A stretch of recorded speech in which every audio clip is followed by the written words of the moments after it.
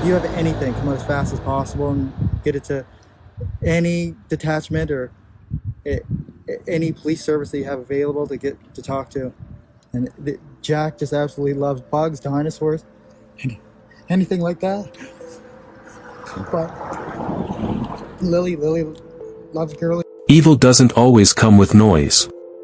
It doesn't always leave a mark or slam a door shut.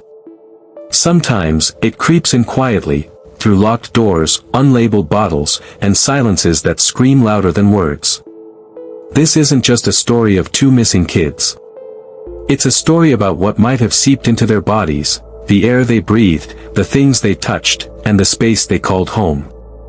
A house that still smelled like bleach long after the cleaning was done. A boy who nodded off in class. A little girl forgetting words she once used with ease. And at the center of it, Daniel Martell. The man who was supposed to protect them. Some think he simply failed. Others believe he did far worse. That the harm didn't begin the day the headlines broke, but long before, when the home itself began turning toxic. Before we go deeper, don't forget to subscribe to our channel if you believe in uncovering the truth. Thanks to your support, we've crossed 3,000 subscribers, and we're pushing for 4,000, then 5,000, and eventually 10,000. Drop your fingerprint on that subscribe button.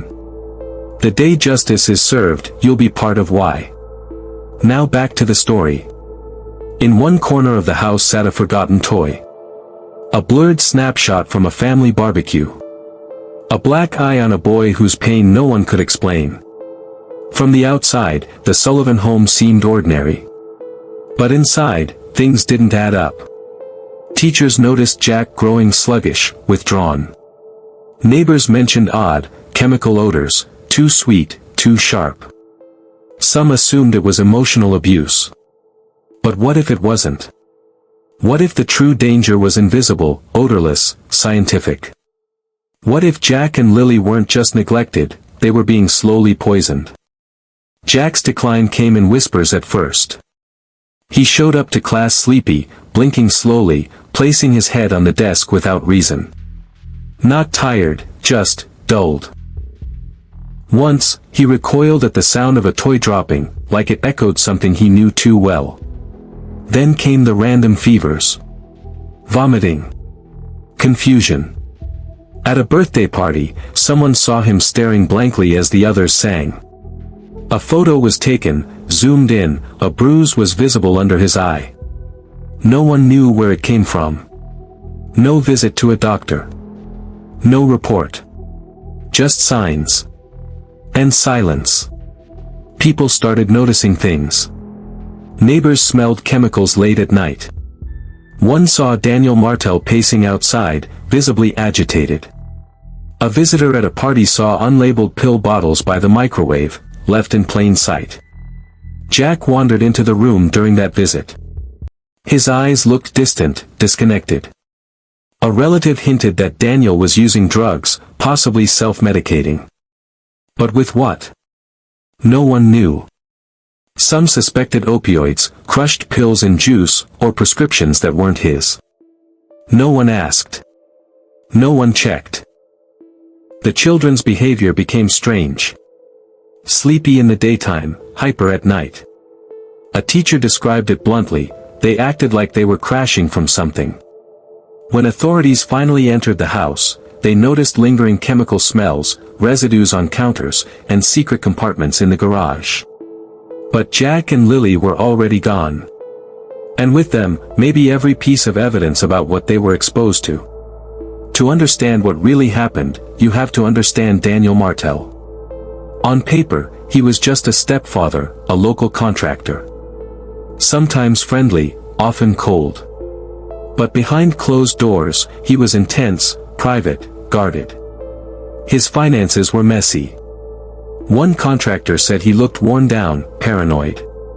There was an argument with a neighbor, heated, aggressive. Police weren't called, but the encounter left a shadow. Then came the rumors. Late-night pharmacy runs, pills not prescribed to him, and access to everything inside the house. If Jack was ever drugged, accidentally or not, Daniel would have had complete control. But no toxicology reports were ever filed. No testing. No statements. Just silence. When Jack appeared with that bruise, the system had already failed him multiple times. A pediatric nurse had raised concerns about Jack's development and behavior. CPS opened a file, but never completed a home visit. The file was closed. The reason? Parental stress within normal limits. At daycare, staff noticed Jack was often drowsy, slurring his words.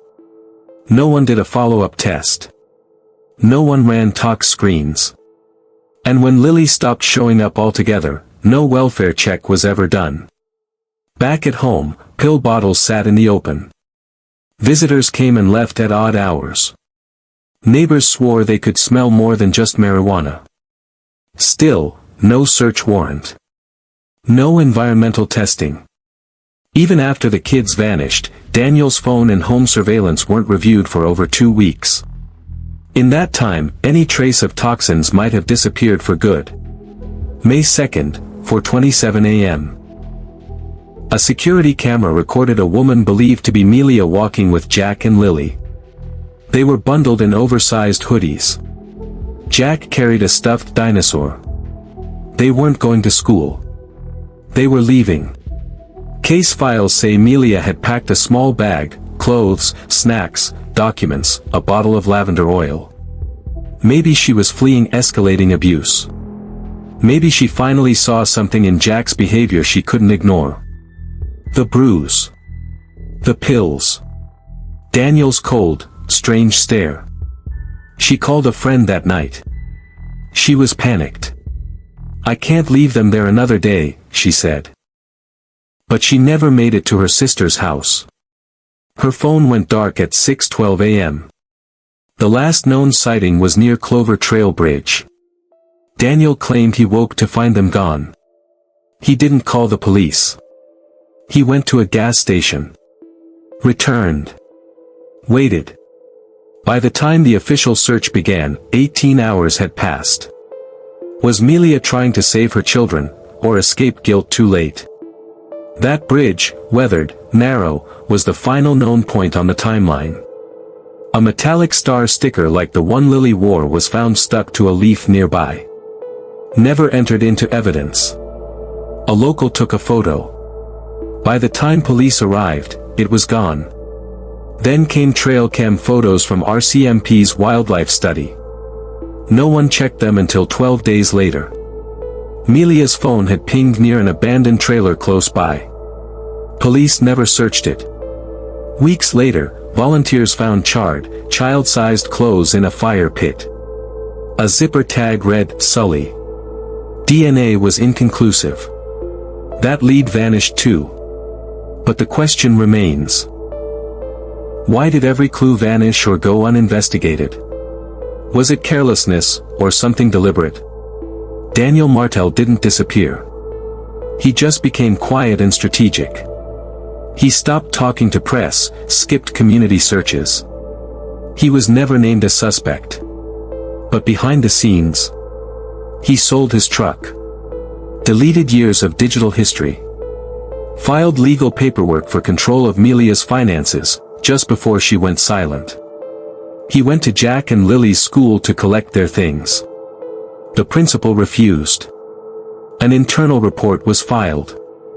It never made it into the investigation folder. Daniel also tried to block Melia from accessing shared property.